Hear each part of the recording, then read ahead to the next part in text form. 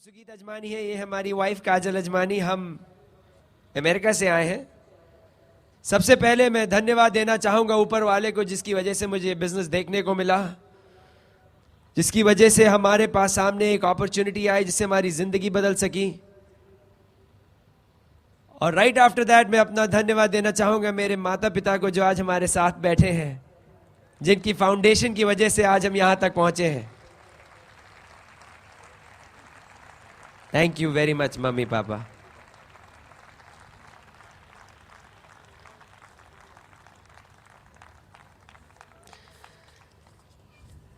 जब मैं गया था यूएस से, थोड़ी सी आपको मैं अपनी कहानी बताऊंगा, थोड़ा सा एक आइडिया दूंगा कि हम लोग ने किया क्या है। हम लोग दो ऐसे आदमी हैं जिन्होंने जिंदगी में एक अपॉर्चुनिटी देखी आपकी तरह, लेकिन पकड़ लिया कि होंगे कामयाब। एक चांस मिला था कि शायद जीवन में कुछ कर सकें। ये तो था कि कुछ ना कुछ करेंगे, लेकिन ये नहीं पता था कि इतनी दुनिया में इतने लोगों की मैं जिंदगी बदल पाऊंगा।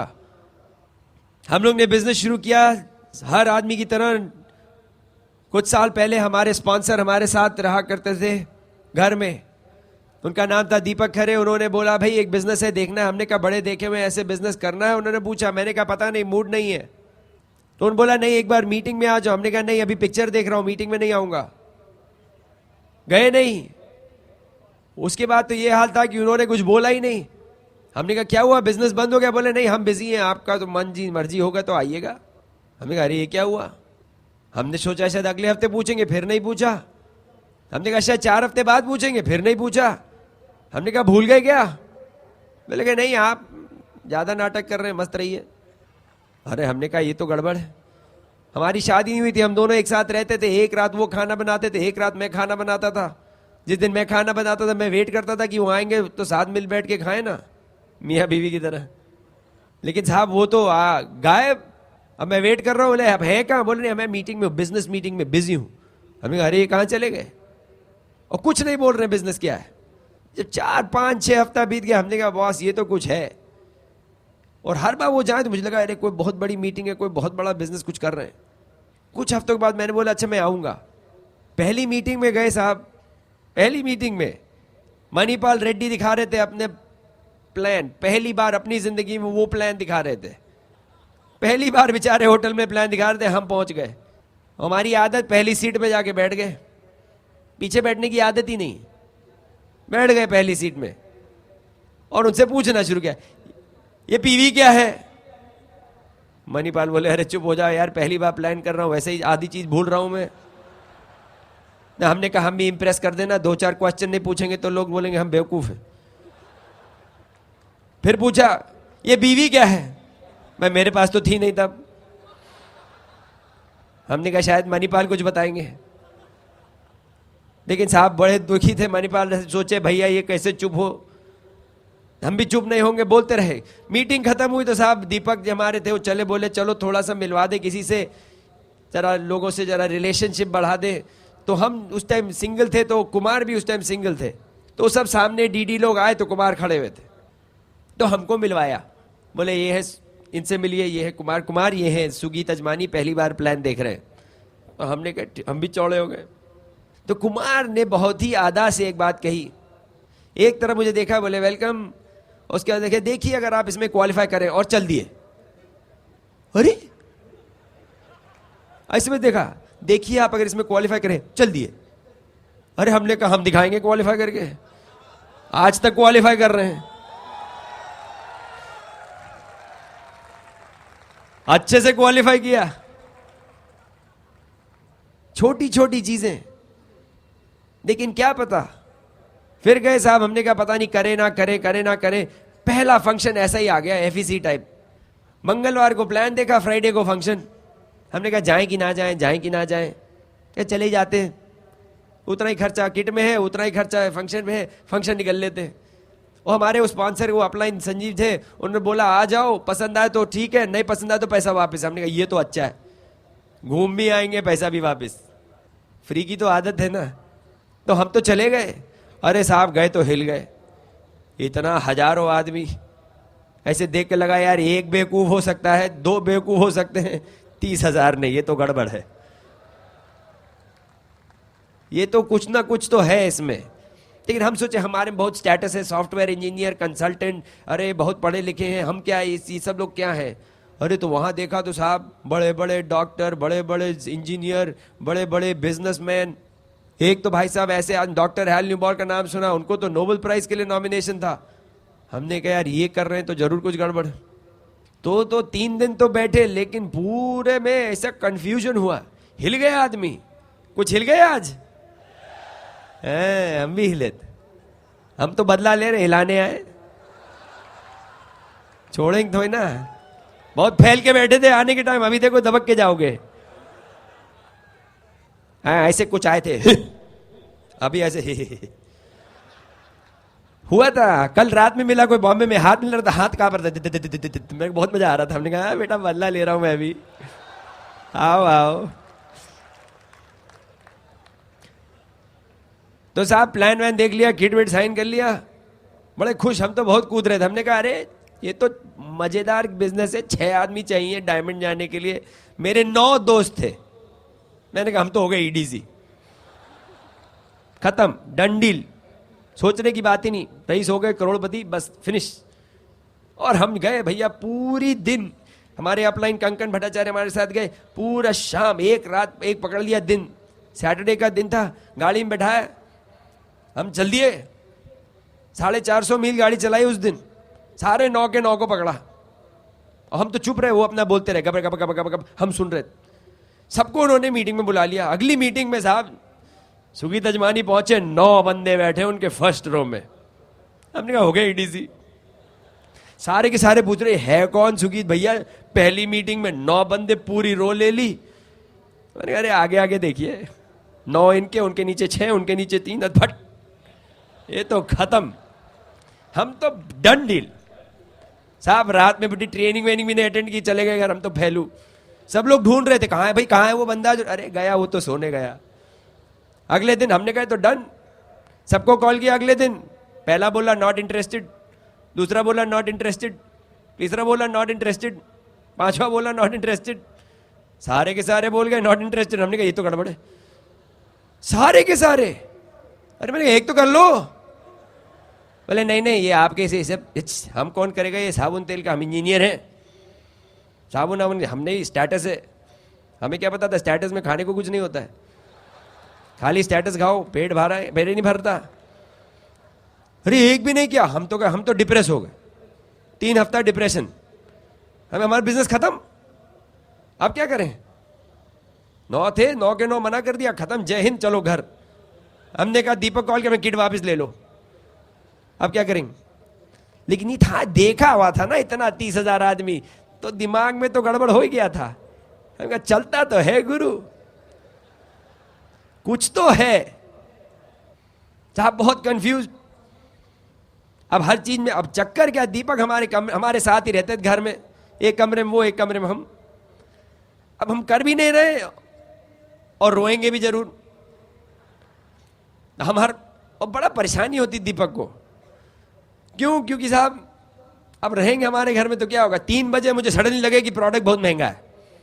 सवेरे 3 बजे, दोपहर के 3 तो ठीक होते, सवेरे के 3 बजे मुझे सडनली लगे प्रोडक्ट बहुत महंगा है। तो हम दीपक खड़खड़ा दी, दीपक। बोले क्या है? उठो। क्यों? ये प्रोडक्ट बहुत महंगे। तो बोले अच्छा है, तुम इस्तेमाल मत करो। नहीं नहीं, हमको बताओ प्रोडक्ट क्यों महंगे। बोले भैया छोड़ दे मेरे बाप। बोले नहीं छोड़ेंगे, उठो। बोले ऐसा है, किट वापस कर दो, तुम छोड़ दो। हमें नहीं छोड़ेंगे। बहुत दुखी, हमसे बहुत दुखी है। कभी प्रोडक्ट महंगा है तो अरे दीपक क्या हमारे अपलाइन हमसे ढंग से बात नहीं किया, उठो। बोले मेरे बाप छोड़ दे, मत कर। हम नहीं छोड़ेंगे, कुछ तो है, कुछ तो है, कैसे छोड़ दे। आज अब जब आप यहां से जाएंगे, एक चीज याद रखना, 30,000 आदमी बैठा है यहां, कुछ तो है।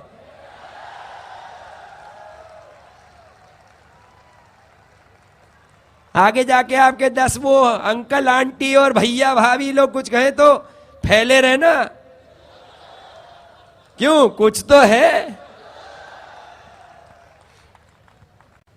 तो साहब पहुंच गए, हम छोड़ेंगे भी नहीं। 18 महीने तक ऐसे रोते रहे, 18 महीने। आप सोचते होंगे अरे ये तो 90 दिन में कर गए होंगे। हाँ, हमारे भी पहले 90 दिन हमारा स्पॉन्सर सोच रहा था कुछ तो करे, लेकिन ये था कि कुछ ना कुछ देखते जा रहे थे, कुछ ना कुछ सीखते जा रहे थे। हर मीटिंग में कुछ ना कुछ ज्ञान हो रहा था, और हमें पता था कि कुछ ना कुछ थोड़ा चेंज करना पड़ेगा, लेकिन ये चलेगा। और बल्कि ये था कि तब हमारी और काजल की जान पहचान चल रही थी, शादी नहीं हुई थी, थोड़ा सा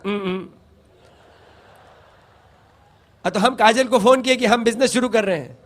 तो काजल जरा MBA है ना भाई, पढ़े लिखे लोगों का ज्यादा टेंशन होता है। तो वो बोले ए सुगी जरा देख लेना, पैसे वापस निकल आए। पैसे लगा रहे हो भाई $200, जरा देख लेना। हमने कहा निकाल लेंगे, अभी तो निकल आए हैं। तो हमने कहा अगर इनको नहीं, हमने बोला आप प्रोडक्ट इस्तेमाल करें। बोले नहीं हम ये सब नहीं करेंगे, हमारे मुंह में कुछ नहीं लगाएंगे, हम अपना इस्तेमाल करते हैं। ये एम्बे का मत बोलो मुझे इस्तेमाल करने को। हमने कहा ये तो गड़बड़ है, शादी कैसे करेंगे ऐसे। तो हमने कहा इनको अगली मीटिंग में लेके आते, बड़ी वाली FEC में ले आए। बोले हमको, वो कहीं मिशिगन में रहती थी, हम न्यू जर्सी में रहते थे। उन्होंने बोला कि हमने कहा आप हमसे मिलने आए। कहाँ? फंक्शन में। हमसे मिलना है ना, आइए। कहाँ? फंक्शन में। वो सोची हमसे मिलने आ रही है, वो 12 घंटे बस पकड़ के आई, क्या सोच के हमसे मिलेंगे।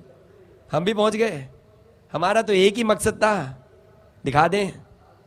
क्यों? 30,000 आदमी है, कुछ तो है, नहीं तो क्या फैले रहेंगे।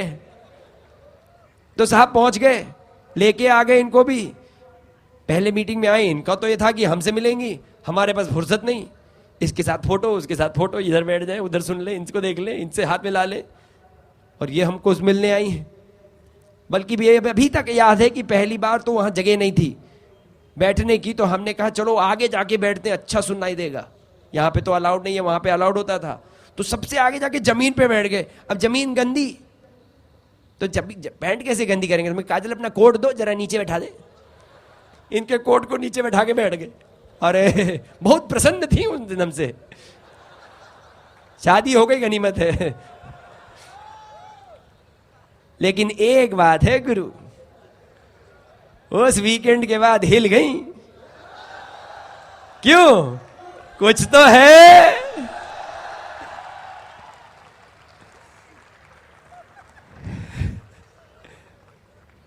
तो ऐसे हमने शुरू किया, आप लोग भी कुछ ऐसे ही शुरू कर रहे हैं। कुछ लोग आपके आए, कुछ लोग नहीं आए, चिंता ना करें, कहीं ना कहीं कोई ना कोई तो मिलेगा। बहुत बड़ी दुनिया है, दिल्ली में बड़े लोग घूम रहे, सारे नहीं आए अभी। गुड़गांव में घूम रहे बाहर, अभी देख लो, सड़क पे चल रहे लोग। बाहर निकलोगे तो रोक लेना, बोलना ऐसा है भैया 30,000 थे, कुछ तो था, देखना है। आराम से बिजनेस करें, जल्दी जल्दी करें। दर्द बराबर है, इस बिजनेस में इतना दर्द है, झेलना पड़ेगा। अब ये दर्द आप चाहे 4 महीने में झेल लो, चाहे 40 साल में, दर्द तो उतना ही है। जितना टाइम लगाओगे दर्द उतना ज्यादा रहेगा। हमने कहा यार दर्द है ही तो करके खत्म करो ना। हम थोड़े आलसी ज्यादा हैं, ज्यादा मेहनत नहीं होती। लेकिन बिजनेस है सिंपल, उसको सिंपल रखें। हमें फिर एक एक करके बंदे मिले, एक एक करके। डायमंड के लिए 6 चाहिए, तो हमने भी ढूंढने शुरू किए। भाई मिलेगा एक। अंडा पत्थर की तो कहानी पता है आपको। तो एक एक करके साहब ढूंढ रहे थे हम भी। 6 तो चाहिए थे।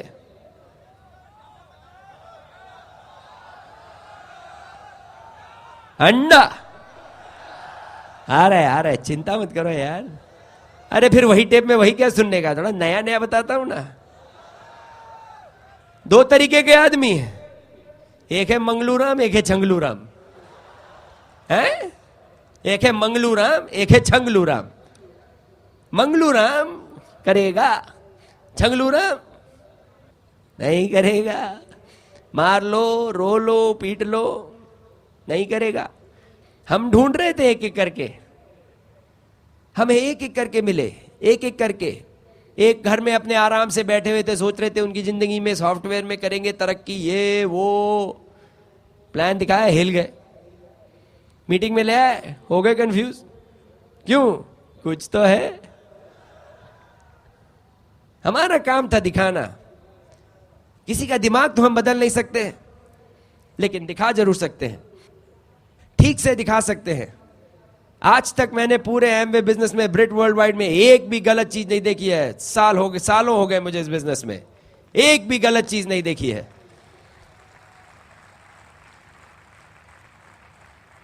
तीस 30,000 की लोगों की मीटिंग में लोग बैठे हैं यहां पे, सवेरे 7 बजे से बैठे हैं, अभी तक एक्साइटेड है। कहीं दारू नहीं है, कहीं दारू नहीं है, कहीं गलत बातें नहीं हो रही हैं, हस्बैंड वाइफ साथ बैठे हैं। ऐसा कहां पे मिलेगा? अरे कंपनियों की मीटिंग होती है, मैं किसी कंपनी को गलत नहीं बोल रहा हूं, लेकिन भैया कई कंपनियों की मीटिंग में आप अपने बच्चों को नहीं ले जा पाएंगे। कई कंपनियों की मीटिंग में अपनी वाइफ और अपनी 2 लड़कियों को नहीं ले जा सकता था। मेरे को ऐसे सख्त नफरत है ऐसी जगह से, लेकिन ये मीटिंग में मैं अपने मम्मी पापा को ला सकता हूं।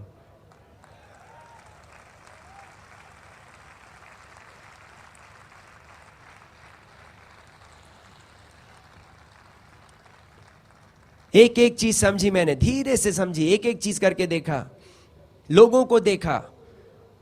वही बोलते हैं या तो भैया एक बहुत ही अच्छी डील हो गंदे आदमियों के साथ, या गंदी डील हो अच्छे आदमियों के साथ, कौन सा चुनोगे?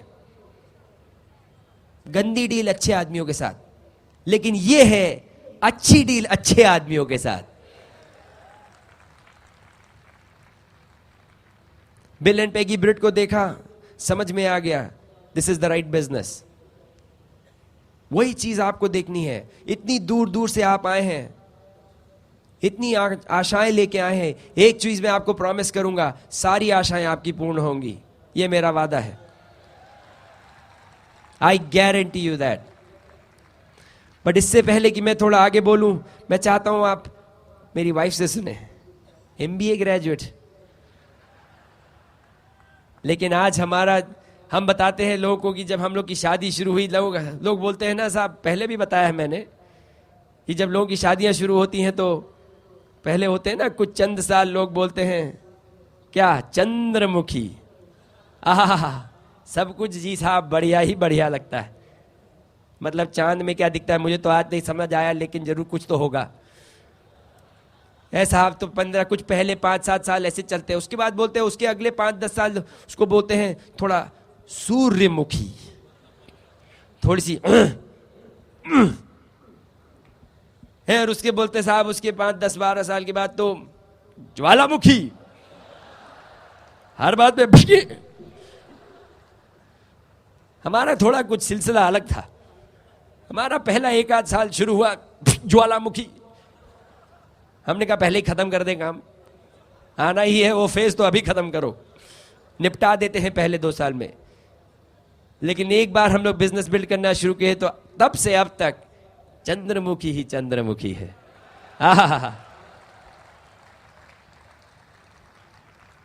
हमें याद है हमने अपना हनीमून कम कर दिया था 3 दिन, 3 दिन कम कर दिया था हमने अपना हनीमून, क्योंकि फंक्शन जाना था, गोवा में बैठे थे और वीकेंड में वहां फंक्शन था USA में।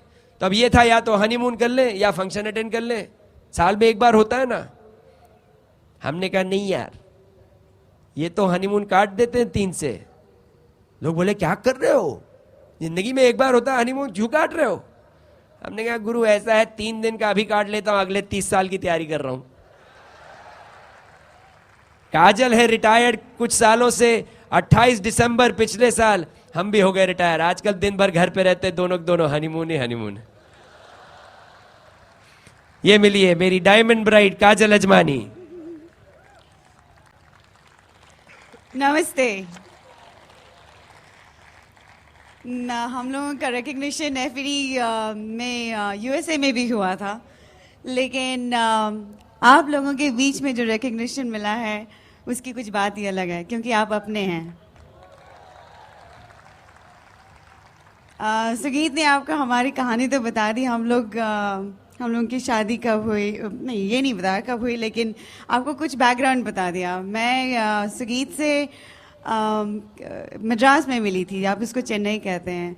एक्चुअली मैं मुंबई से हूँ, और मैं पहली बार यूएसए पढ़ने के लिए गई थी।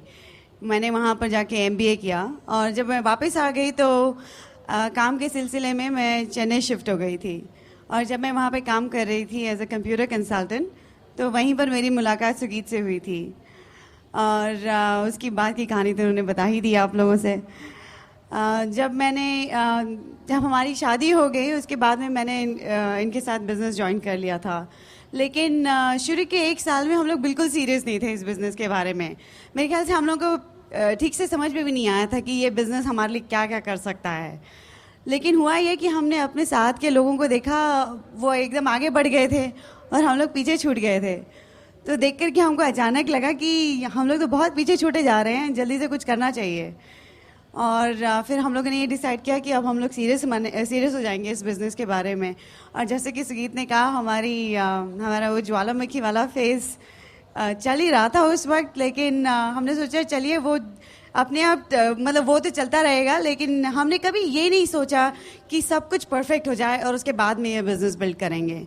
लोग कभी कभी बोलते हैं कि अच्छा अभी बच्चों के एग्ज़ाम्स हैं, अभी ये ख़त्म हो जाए, अभी वो हो जाए, उसके बाद में करेंगे बिज़नेस। ऐसा कोई भी दिन नहीं है, ऐसे कोई भी साल नहीं आएगा आपकी ज़िंदगी में जब आप ये कह सकोगे कि ज़िंदगी में अब सब कुछ परफेक्ट है, अब मैं ये काम कर सकता हूँ, या अब मैं ये कर सकता हूँ, मैं वो कर सकता हूँ। तो इसीलिए हमने ऐसे कभी किसी दिन के लिए वेट नहीं किया, और हमने ये बिज़नेस बिल्ड करना शुरू कर दिया। जैसे जैसे ये बिज़नेस बिल्ड करते गए, वैसे वैसे हमारी रिलेशनशिप भी काफ़ी स्ट्रांग बनती गई, और हमारी अब हल्की सी नोक-झोंक होती है। एक्चुअली आदमी लोग कुछ अलग ही होते हैं, और औरतों का सोचने का ढंग अलग होता है। अभी कुछ दिनों पहले हमारी कोई मिसअंडरस्टैंडिंग हो गई रात को, और सुगीत उनको नींद बहुत जल्दी आ जाती है, तो वो सो गए और हमारी सुलह नहीं हुई थी। वो कहते हैं ना कि रात को सोने के पहले सुलह करके सो, लेकिन हम सुलह नहीं करके सोए थे। तो सुबह उठे तो मुझे तो बिल्कुल याद था कि रात को क्या हुआ था। मतलब मुझे पता था कि मतलब मैं गुस्सा होकर के सोई थी, तो सुबह उठी तो भी मतलब मूड नहीं ठीक था। तो उन्होंने मुझे देखा और कहते हैं कि तुमको क्या हो गया। और फिर सडनली मैं कुछ बोली नहीं, तो फिर मेरे को बोलते हैं अच्छा मैंने क्या किया। उनको बिल्कुल याद ही नहीं था कि उन्होंने क्या किया रात को। और मज़े की बात यह है कि मुझे भी याद नहीं था कि किस बात में लड़ाई हुई है, और मैं इतना सोचने की कोशिश करती रही कि किस बात पे लड़ाई हुई। एक्चुअली देखा जाए तो लड़ाइयाँ जब होती है हस्बैंड वाइफ के बीच में, तो कभी भी कोई इंपॉर्टेंट इश्यूज़ पे नहीं होती। आपको मतलब कोई फॉरेन पॉलिसीज़ पे आपकी कभी कोई लड़ाई हुई है? नहीं हुई है ना। तो जब ये समझ में आ जाता है कि कोई भी इम्पोर्टेंट इश्यूज़ पे लड़ाई नहीं होती, तब इंसान आगे बढ़ सकता है। एनीवेज, हम लोगों ने जब बिज़नेस बिल्ड करना शुरू कर दिया, तो डायरेक्ट से एमरल्ड हम लोगों ने बहुत जल्दी कर लिया। लेकिन उसके बाद में ऐसा लग रहा था जैसे गाड़ी रुक गई है प्लेटफॉर्म पे, और आगे नहीं मुड़ रही है, आगे नहीं बढ़ रही है। और हम अपने अपलाइन को हमेशा पूछते रहते थे, कुमार और अंजलि के साथ में बैठ के हम हमेशा उनसे यही पूछते थे कि कैसे डायमंड जाएं, कैसे अपने नंबर्स बढ़ाएं, कैसे हम लोग आगे बढ़ें इस बिज़नेस में। और वो हमसे यही कहते थे कि हैव फेथ, तुम लोगों का बिज़नेस बहुत बढ़ेगा आगे। और लास्ट ईयर एक्चुअली 2001 में सितंबर में सुगीत मुझसे बोले कि इस साल हम लोग डायमंड करके ही रहेंगे। और मैंने जब इनके वो आंखों में एक लुक था, मतलब मुझे पता था कि ये एकदम सीरियस हैं। तो मुझे पता था कि डायमंड होकर ही रहेगा, और मुझे ये भी पता था कि मैं इनके साथ में 100% हूँ। उसी सितंबर में हमारी दूसरी बेटी हुई। हमारी 2 बेटियां हैं। बड़ी वाली उसका नाम है पल्लवी, वो 3 साल की है, और छोटी वाली है सलोनी, वो 1.25 साल की है। और उन दोनों के सलोनी जब पैदा हुई तो पल्लवी तब 2 साल की भी नहीं थी। तो दोनों बच्चों के साथ में मतलब काफ़ी काम हो जाया करता था, और मेरे घर से कोई आ नहीं पाया था, और मुझे कोई घर में कोई हेल्प भी नहीं थी। मतलब यहाँ तो हेल्प आराम से मिल जाती है, लेकिन यूएसए में थोड़ी डिफ़िकल्ट होती है। तो मैं अकेले ही सारा काम करती थी, और घर का काम, बच्चों के साथ में, और फिर बिज़नेस का काम भी। लेकिन हम लोगों ने क्योंकि डिसीजन कर लिया था कि डायमंड करके रहेंगे, तो फिर कोई भी मतलब चीज़ होती थी, कोई बड़ी चीज़ नहीं लगती थी। हम लोग, मुझे याद है, 3-3 साढ़े 3 घंटा लॉन्ग आइलैंड न्यूयॉर्क में मीटिंग्स करने के लिए जाया करते थे। और हम छोटे छोटे बच्चों को मतलब गाड़ी में, कार सीट में बिठा करके ठंडी के मौसम में हम लोग निकल जाते थे और बेबी सिटिंग का अरेंजमेंट करते थे मीटिंग जहाँ पर होती थी उसके पास में, ताकि मैं मतलब बच्चों को अगर मुझे ज़रूरत पड़े तो जाके देख के आ जाऊँ और फिर वापस मीटिंग में आ जाऊँ। हमारा यही था एटीट्यूड कि मतलब जो भी वॉट एवर इट टेक्स, जो भी करना है मतलब करके रहेंगे, क्योंकि डायमंड जाना था। उस मार्च में हम लोग अपनी डायमंड क्वालिफिकेशन शुरू करने वाले थे और सुगीत यहाँ पर इंडिया आए थे उस वक्त। 3-4 दिन के लिए आए थे, ये सेमिनार रैलीज करना यहाँ पे इनके लिए ज़रूरी था। तो जब ये वापस आए तो मुझे याद है मैंने इनसे बात करने की कोशिश की, क्योंकि जिस लेग के साथ में हम लोग डायमंड जा रहे थे वहाँ पे मुझे इनसे बात करनी थी कि वॉल्यूम कैसे कराएं उनसे, मतलब क्या क्या करना है। मुझे ये तो पता था कि इस महीने के एंड में हम लोग डायमंड क्वालिफिकेशन में ज़रूर होंगे, इतना पक्का विश्वास था। लेकिन मुझे ये नहीं समझ में आ रहा था कि वॉल्यूम वहाँ पर क्या क्या करना है, कैसे करना है। और मेरे ख्याल से इनको थोड़ा जेट लैग था, इंडिया से आए थे ना, तो नींद में थे थोड़े। तो मैंने इनको उठाने की कोशिश की, इनसे बात करने की कोशिश की, तो ये मुझसे बोले हैव फेथ, और सो गए। और मेरी समझ में नहीं आ रहा था कि कैसे करेंगे, मतलब हैव फेथ वो तो ठीक है, लेकिन वॉल्यूम कैसे करें। और काफ़ी देर तक सोचती रही, मैं कोशिश करती रही कि अपने आप सोचूं किस तरह से आएगा ये वॉल्यूम। पेपर पे मतलब मैंने अपना वो लेग का स्ट्रक्चर बनाया हुआ था, लेकिन कुछ समझ में नहीं आ रहा था। और जब इंसान को लगता है ना कि अपने हाथ में कुछ भी नहीं है, तो फिर वो भगवान के ही पूजा करते हैं ना। तो मैंने भी वही किया। उस रात को मैंने बैठ करके एक पेपर पे लिखा, Sugeet and Kajal brand new diamonds August 2001। और दूसरे पेपर पे लिखा with God all things are possible, कि भगवान जब आपके साथ हैं तो आप कुछ भी कर सकते हैं। और मैंने वो दोनों पेपर अपने सीलिंग पे चिपका दिए। और जब भी मतलब मेरे दिमाग में कोई हल्का सा भी डाउट आता था, मैं वो पेपर देखती थी ऊपर सीलिंग पे, और मुझे तब याद आता था कि क्योंकि मैंने सारा कुछ हमने वो भगवान के हाथों में सौंप दिया था और हम लोग अपना काम किए जा रहे थे। जैसे छोटे बच्चे होते हैं ना, जब उनको कोई प्रॉब्लम होती है तो माँ बाप के पास जाते हैं, क्योंकि उनके दिमाग में तो यही है कि माँ बाप के पास में हर चीज़ का सोल्यूशन है। तो वो इतने विश्वास से, इतने भरोसे से माँ बाप को अपनी सारी प्रॉब्लम्स बताते हैं। अगर आप उतना ही विश्वास भगवान के ऊपर करें और अपना काम करते जाएं, तो आप ये पाएंगे कि दुनिया में कोई भी चीज़ पाना मुश्किल नहीं है। उस महीने के एंड में हम लोगों ने डायमंड क्वालिफिकेशन शुरू कर दी और सुगीत गए थे टोरंटो कनाडा। हमारे वहाँ पे भी काफ़ी बड़ा बिजनेस है, तो उन लोगों के हेल्प करने के लिए गए थे। और सुबह सुबह हमारे घर की घंटी बजी। मैंने दरवाज़ा खोला तो हमारी मकान मालकिन बाहर खड़ी थी और उसके हाथ में एक रजिस्टर्ड लेटर था। उसने मुझे वो लेटर हाथ में दे दिया। मैंने खोल करके देखा तो उसमें उसने हमें लीगल नोटिस दी थी मकान खाली करने की। और यूएसए में जब इस तरह की नोटिस मिलती है तो आपको मकान खाली करना पड़ता है। तो मुझे पता था कि दूसरा मकान ढूंढने में काफ़ी टाइम लगता है, और मैंने इनसे ये कहा था कि किराए के मकान से जब निकलेंगे तो खुद का घर खरीद करके तभी निकलेंगे, क्योंकि मैं अब और किराए वाले मकान में नहीं रहना चाहती थी। क्योंकि हर औरत को मतलब लगता है ना कि खुद का घर हो, अपनी तरह से सजाए और अपनी तरह से उस घर को बनाए। लेकिन मुझे ये भी पता था कि डायमंड जाना ज़्यादा ज़रूरी है। तो चॉइस थी, मतलब या तो नया मकान खरीदते और उसमें काफ़ी टाइम वेस्ट होता, क्योंकि मकान ढूंढो, फिर उसके सारा लीगल पेपर वर्क करो और वो सब काफ़ी टाइम लगता है, या फिर किराए के मकान में रह लो, दूसरे किराए के मकान में रह लो और डायमंड बनो। और मुझे चॉइस काफ़ी क्लियर थी, डायमंड बनना ज़्यादा ज़रूरी था। मुझे ये मंजूर था कि मैं किराए के मकान में रह लूँ, लेकिन डायमंड बन करके रहूँ तो वो सही है। उस अगस्त में हम लोगों ने अपनी डायमंड क्वालिफिकेशन ख़त्म कर ली। और उसके बाद की तो कहानियाँ खैर आपको पता ही है, लेकिन मैं आपको थोड़ा पीछे ले जाती हूँ। उसी 1999 में एक्चुअली जब मैंने घर कॉल किया था तो मुझे पता चला था कि मेरी मम्मी की तबीयत ठीक नहीं है। और मेरी सिस्टर ने मुझे बताया कि उनके जो टेस्ट हुए थे उनमें उनकी बॉडी में ट्यूमर निकला था, और वो ट्यूमर कैंसरस ग्रोथ थी। जब मैंने सुना तो मैंने कहा ठीक है मैं घर आती हूँ देखने के लिए उन्हें। और जब मैं घर गई अपनी बड़ी वाली बेटी को लेकर के, तो तब मैंने जाके वहाँ देखा तो मेरे पिताजी की भी तबीयत काफ़ी ख़राब थी।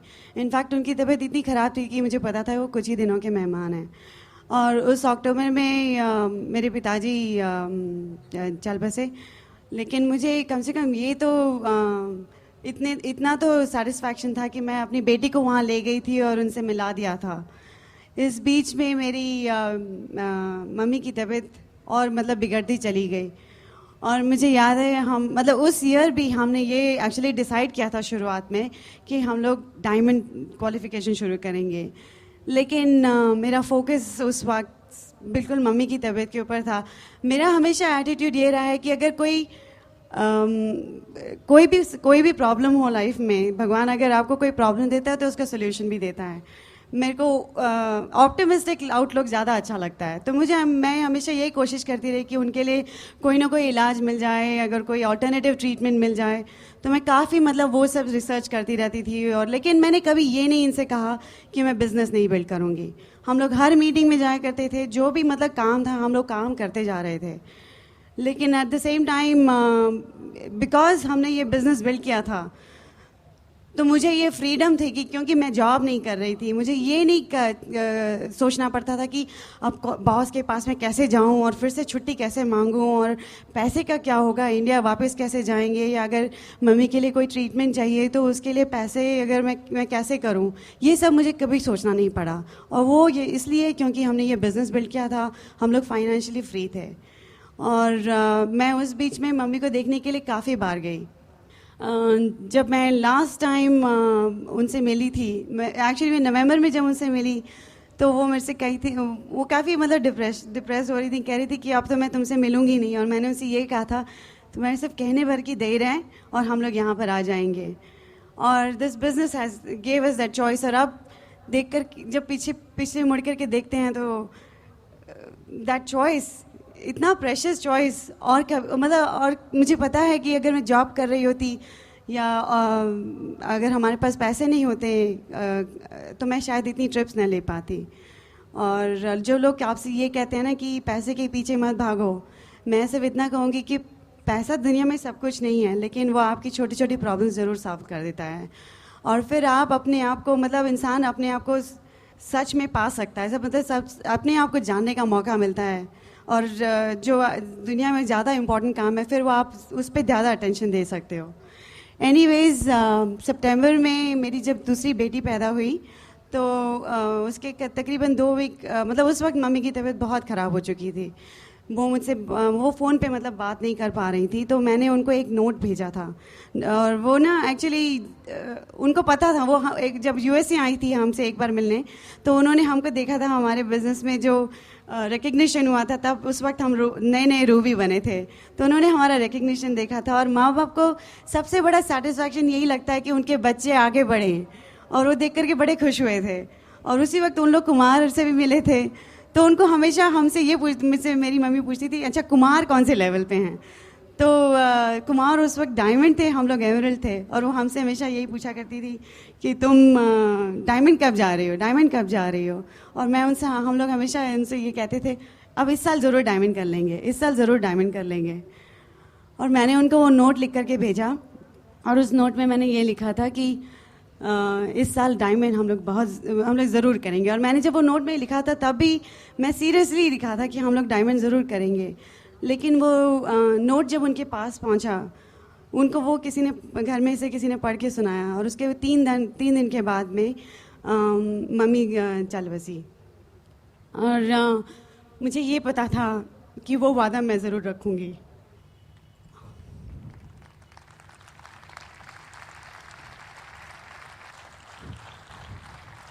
आज वो हमारे साथ नहीं है, लेकिन मुझे पता है कि उनका आशीर्वाद हमारे साथ है और वो बहुत खुश है हमारे लिए। आपने महाभारत की वो कहानी तो सुनी ही होगी ना, कि जिसमें गुरु द्रोणाचार्य ने सब अपने शिष्यों को एक टारगेट दिया था कि चिड़िया की आँख को के ऊपर निशाना बनाना था। और उन्होंने जब हर शिष्य से पूछा कि तुम्हें क्या दिखाई देता है, तो वो हर कोई अलग अलग डिस्क्रिप्शन दे रहा था। कोई बोला कि मुझे वो पेड़ दिखाई दे रहा है, कोई बोला कि मुझे पेड़ पे उसको कुछ फ्रूट्स दिखाई दिए, किसी को पीछे पहाड़ दिखाई दिए, किसी को कुछ और दिखाई दिया। और जब उन्होंने अर्जुन से पूछा था कि तुम्हें क्या दिखाई देता है, तो अर्जुन ने उनसे यही कहा था कि मुझे चिड़िया की सिर्फ आँख दिखाई देती है। और पिछले साल जब हम लोगों ने डायमंड शिप पे फोकस किया, तो हमें सिर्फ वो चिड़िया की आँख दिखाई दे रही थी, क्योंकि हमें सिर्फ डायमंड शिप और कुछ नहीं था हमारी ज़िंदगी में। और अगर आप लोगों का इसी तरह से फोकस रहे अपने गोल्स पे, तो आप अपने गोल्स को डेफिनेटली अचीव करोगे। ये मत चिंता करिए कि संतुलन बिगड़ जाता है ज़िंदगी में। जब आप अपने गोल पे थोड़े वक्त के लिए शायद ज़िंदगी में संतुलन बिगड़ेगा, लेकिन इट्स ओके, क्योंकि वो फिर बाद में आपके पास में सारा टाइम होगा, फिर आप अपनी फैमिली के साथ में सारा टाइम स्पेंड कर सकते हो। जब हम लोग बड़े हो रहे थे तो मेरे फादर बिजनेस में थे और वो हमारे साथ में टाइम नहीं स्पेंड कर पाते थे। और शायद हम लोगों को घर में हर किसी को सब यही खलता है कि वो हम उनको अच्छी तरह से जान नहीं सके। और मुझे पैसे से ज़्यादा वो ज़्यादा इम्पोर्टेंट लगता है कि माँ बाप अपने बच्चों के साथ में टाइम स्पेंड कर सकें। लेकिन ये बिज़नेस के कारण हमें ये सब चीज़ों की चिंता नहीं करनी पड़ती है। सुगीत दिसंबर में रिटायर हो गए और हम अपने बच्चों के साथ में खूब सारा टाइम स्पेंड करते हैं और हमारे बच्चे बड़े खुश रहते हैं। एक्चुअली जब पल्लवी अपने पापा को जॉब पे जाते हुए देखती थी तो बड़ी रोती थी। उसे समझ में ही नहीं आता था कि पापा जॉब पे क्यों जा रहे हैं। वो उनके पैर पकड़ पकड़ करके बोलती थी, पापा जाओ मत जाओ मत जाओ। और लेकिन मीटिंग्स जाने में वो हमको कभी परेशान नहीं करती थी, क्योंकि उसे पता था कि मम्मी पापा अपने ड्रीम्स के लिए काम कर रहे हैं। आपके बच्चे छोटे भी होंगे लेकिन वो आपके ड्रीम्स में इन्वॉल्व हो जाएंगे। तो अपने बच्चों को कभी भी एक्सक्यूज़ ना बनाइएगा। मैं आपको अपने हस्बैंड से इंट्रोड्यूस कराना चाहती हूँ। मुझे ऐसा लगता है कि मैंने ज़िंदगी में जितनी सारी मेरी ख्वाहिशें थी, भगवान ने सब एक ऐसे विनर हस्बैंड को देख करके मेरी सारी ख्वाहिशें पूरी कर दी। Very very proud to be the wife of Sugeet Tajmani. Here is my cam husband Sugeet. Thank you. Angelo नाडोनी ने यूएसए में एक टेप बनाया था, उसका टाइटल था temptations to avoid while going diamond. कुछ चीजें ना करें जब जिस साल डायमंड जाना हो।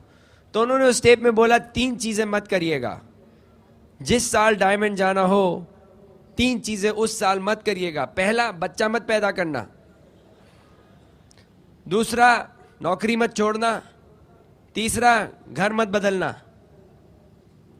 तो साहब इस साल जब शुरू करने वाले थे तो 6 सितंबर को सलोनी पैदा हो गई। नवंबर में नौकरी से निकाल दिया, मार्च में घर से निकाल दिया, लेकिन अगस्त में डायमंड चले गए अगस्त में। फोकस की बात है। प्रॉब्लम सबको आएंगी, जब तक इस धरती में प्रॉब्लम रहेगी। एक ही बार प्रॉब्लम नहीं होती है, जब टपक गए तब तक है रहेंगी, लेकिन उसको ओवरकम करेंगे कि नहीं। ओवरकम करना सीखें, उसको झेलना सीखें। सबको प्रॉब्लम आती हैं। हमें तो खाली कुछ चीजें समझी थी जब बिल ब्रिट ने सिखाया था। एक उन्होंने बोला था फेथ रखना। अब फेथ ही नहीं समझ में आता, अंग्रेजी वाला वर्ड था। ये फेथ क्या होता है भाई? एक मुझे पता था विश्वास, वो तो बिलीफ है, लेकिन फेथ क्या है? फेथ ऐसी चीजें बताते हैं कि साहब जो हो गई पहले ही आपके दिमाग में हो गई खत्म, वो आपके दिन आने से पहले ही वो चीज हो चुकी है, उसको कहते हैं फेथ। तो फिर डाउट नहीं है। अब कितने लोगों को पता है अगले साल आप डीडी नहीं तो कम से कम डायमंड नहीं तो डीडी तो जाओगे ही जाओगे। डन डील है। तो मतलब ये सेक्शन तो बहुत बड़ा होने वाला है। कितने साल, कितने लोगों को पक्का पता है कि डायमंड तो जाओगे इस अगले साल? हम भी ऐसे हर साल हाथ खड़ा कर देते, डायमंड जाओगे। एक साल आया, फिर बोला डायमंड जाओगे अगले साल, फिर रह गया मिनट, फिर बोला डायमंड जाओगे अगले साल। बहुत साल की हम भी साल निकलते हैं दादा। अब मैं ये नहीं बोल रहा आप नहीं कर सकते, मैं अपनी बात बता रहा हूं। कुछ लोग हैं अगले साल फिर आएगा एफईसी, 50 60 70 100 150 1000 डायमंड निकलेंगे, आप पे खड़े होगे बोलोगे डायमंड जाएगा अगले साल। अच्छा लगता है ना, सारे कर रहे हम ना करें तो बेवकूफ लगेंगे। लेकिन एक साल ऐसा आएगा जब मन के अंदर पता होगा ये तो हो गया, ये तो डन है। हम तो चुपचाप बैठे हुए थे पिछले साल, बिल ब्रेट आए एक डीडी मीटिंग में आके खड़े हो गए यूएसए में, आके उन्होंने खड़े होके बोला कि भाई ऐसा है, पूरे ग्रुप को बोला मैं 70 साल का हो गया हूं और मुझे और कुछ लोगों के हाथ खड़े करने हैं। हम चुप बैठे थे, कुछ हल्ला नहीं किया। हमने और काजल ने बोला इस साल हम डायमंड जाएंगे, डन डील, हल्ला करेंगे नहीं, बोलने की जरूरत नहीं, लेकिन खत्म करके दिखाएंगे। अब वो बहुत कुछ हुआ, जी हाँ जी साहब, हर किस्म की प्रॉब्लम आती, लेकिन दो चीजें हो सकती हैं, या तो जाओगे या नहीं जाओगे, बीच में कुछ नहीं है। हमारे वहां पे एक जब डायमंड जाते हैं तो हवाई भेजती है कॉरपोरेशन, आपको एमवे कॉरपोरेशन हवाई भेजती है।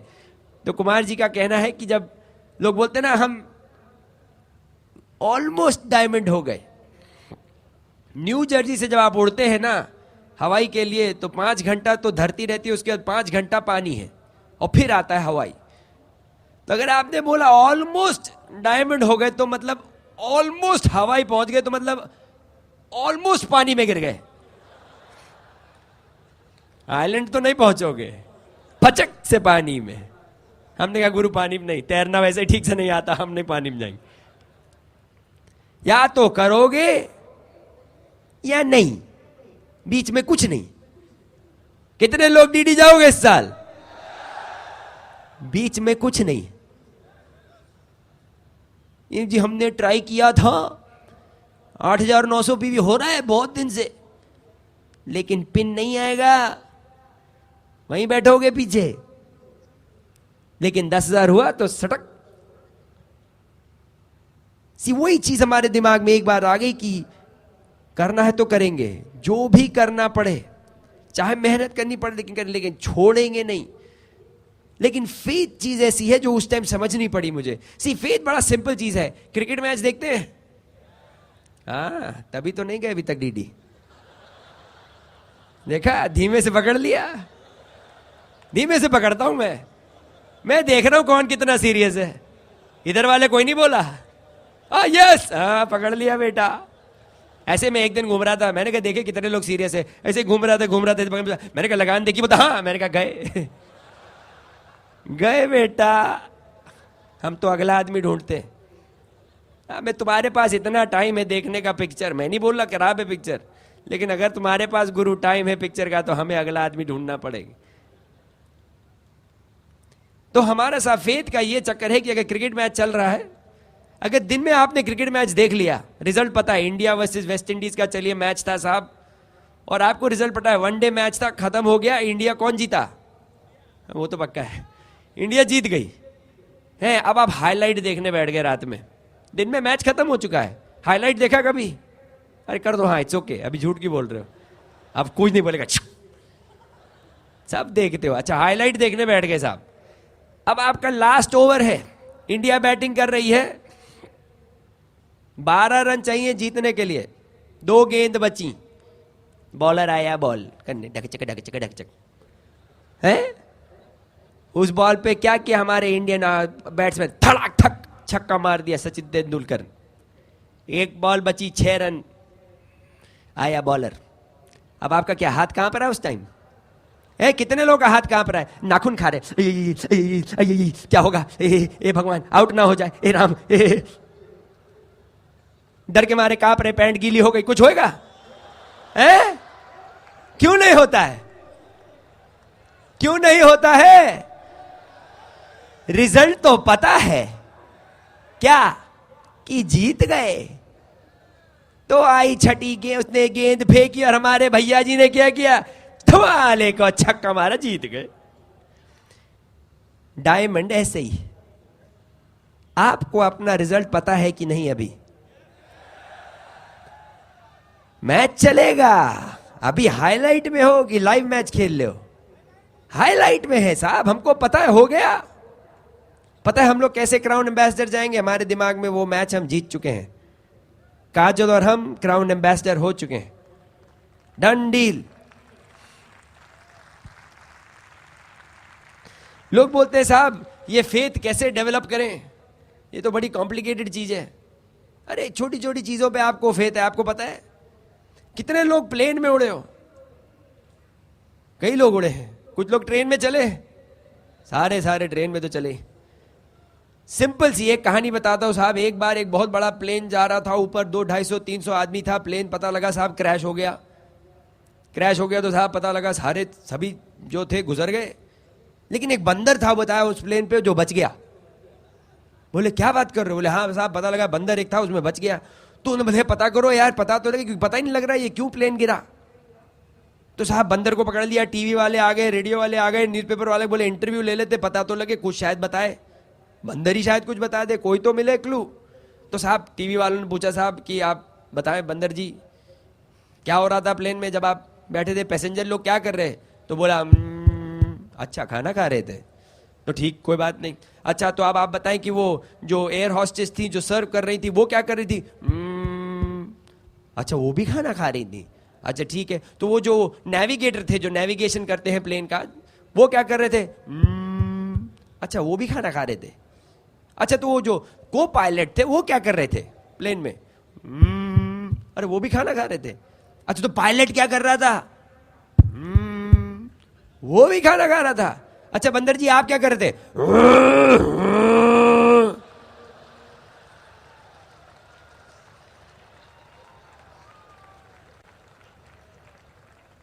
साहब कहानी तो बड़ी मजेदार है, लेकिन एक चीज पूछूं, प्लेन में बैठते हो 30,000 फीट पे चला जाता है, पैसे भी देते हो, कितनी बार जाके कॉकपिट में देखा बंदर तो नहीं चला रहा? देखा है कि साहब घुसे प्लेन में, पहले जाके भैया देख ले आदमी है कि नहीं?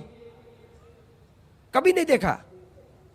पैसे भी दे दिए, 30,000 फीट पे देखे, जीवन भी लगा दिया, और पता नहीं बंदर चला रहा हो तो? फेथ है, फेथ है। घुसे तो पता है प्लेन में बंदर नहीं है, वो आदमी चला रहा है, उस चीज में फेथ है। ऐसी ऐसी चीजों में फेथ है। अपने ऊपर फेथ क्यों नहीं कर सकते भाई? अपने ऊपर क्यों नहीं फेथ कर सकते?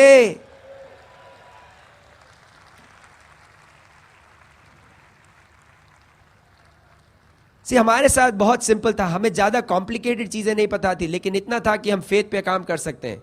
और जी लोग बोले नहीं इकोनॉमी का आपको पता नहीं है, अभी आजकल जी वो हम पिछले साल बड़ा सुना साहब कि अरे लोग इंटरनेट आ गया है, स्टॉक्स में बड़ा पैसा बन रहा है साहब, करोड़पति बन गए, अभी लोग कुछ बिजनेस नहीं करेंगे।